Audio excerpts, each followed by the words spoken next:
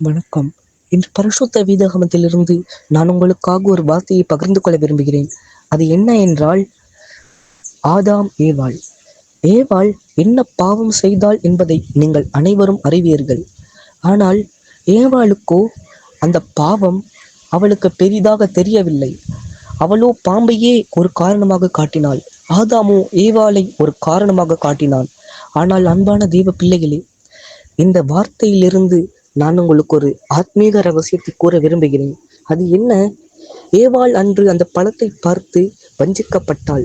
ஆனால் சாத்தானோ ஆதியில், அதாவது பரலோகம் உருவாகும் பொழுது நம்முடைய இயேசுவானவரோடு இருந்தவன். அவன் எதினால் நரகத்துக்கு தள்ளப்பட்டான்? காரணம், அவனுடைய பெருமையினால். அந்த பெருமையையே அவன் முதலில் காட்டினான். நம்ம எல்லாத்துக்கும் தெரியும், ஏவாள் வஞ்சிக்கப்பட்டது. அதே போல ஏவாள் தேவனுக்கு கீழ்ப்படியாமல் போனது. இது எல்லாமே நமக்கு தெரியும். ஆனால் ஆதியில் சாத்தானிடம் இருந்தது என்ன? அந்த பாவம் என்ன? அவனிடம் இருந்த அந்த பாவம் என்ன? பெருமை. அந்த பெருமையையே அவன் காட்டினான். அது என்ன பெருமை? ஏவாள் என்ன நினைத்தாள்?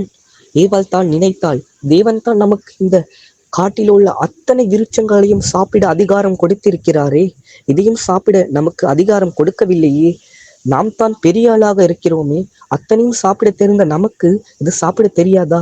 அப்படி என்று நினைத்தே அவள் உண்ணினாள். அது மட்டுமல்ல அன்பானவர்களே, இன்று நம்மில் அநேகம் பேர், தேவன் தான் எனக்கு இத்தனை ஆசீர்வாதங்களை கொடுத்திருக்கிறாரே, இத்தனை விஷயங்களை எனக்காக கொடுத்திருக்கிறாரே, ஏன் என்னால் இதை செய்ய முடியாது என்று நம்மில் அநேகம் பேர் சிந்திக்கிறோம். அதனால் நாம் அனைவரும் விழுந்து போகிறோம். இன்று முதல் நாம் அனைவரும் நமக்கு கொடுக்கப்பட்டிருக்க ஆசீர்வாதத்தை பயன்படுத்தி, நமக்கு கிடைக்கப்பட்டிருக்கிற அதிகாரத்தை பயன்படுத்தி தாழ்மையோடு நன்மை செய்வோமாக. இன்று முதல் ஒவ்வொரு பாவங்களையும் விட்டு விலகிடுவோமாக. அன்று சாத்தானிடம் இருந்த அந்த பெருமையையே அவன் ஏவாளுக்கு வஞ்சகமாக வஞ்சித்தான். அது மட்டும் இல்ல, அன்று தேவனானவர், நம்முடைய இயேசு கிறிஸ்துவானவர் அங்கு நடந்து வரும் பொழுது தேவன் கேட்கிறார், ஆதாமே நீ எங்கே இருக்கிறாய் என்று. ஆனால் ஆதாமோ ஒளிந்து கொண்டிருக்கிறான். அன்பானவர்களே, நன்காக கேட்டுக்கொள்ளுங்கள். என்று தேவன் நம்மை நோக்கி கூப்பிடுகிறார். அன்பானவர்களே, எங்கே இருக்கிறாய், எங்கே இருக்கிறாய் என்று நம்மை கூப்பிடும் பொழுது நாம் என்ன சொல்கிறோம்? நாம் இங்கே இல்லை ஆண்டவரே, நான் ஒளிந்திருக்கிறேன், நான் நிர்வாணமாயிருக்கிறேன் என்று நாம் கூற மாட்டோம்.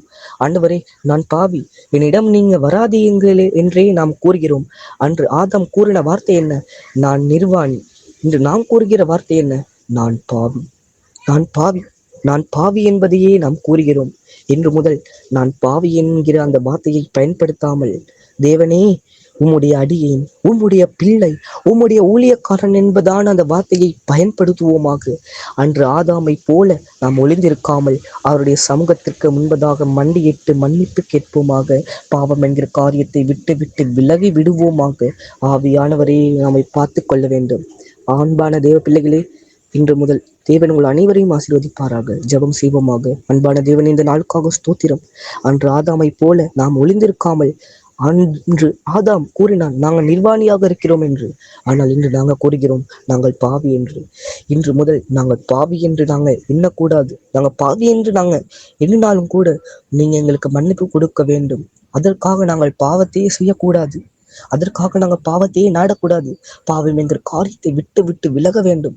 இன்று முதல் உமக்குள்ளாக வாழத்தக்கதாக உதவி செய்யுங்க. உங்களுடைய நாமத்தை உயர்த்தி கிஞ்சுகிறேன் என்னோட ஜீவனோட இழப்பதாவே. ஆமீன். தேவன் உங்கள் அனைவரையும் ஆசீர்வதிப்பாராக.